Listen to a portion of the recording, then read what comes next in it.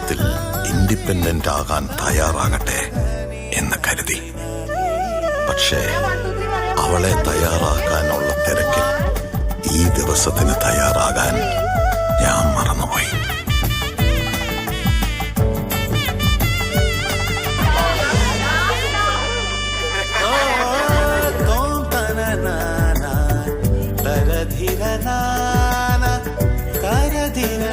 கண்ணை மூடி திறக்கிறதுக்குள்ள எவ்வளவு பெரியவளா வளர்ந்துட்டா நம்பவே முடியல.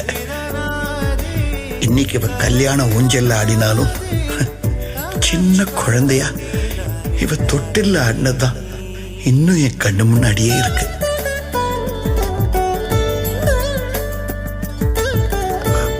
இது நான் கொடுக்கலாமா? Je vais. Bei deiner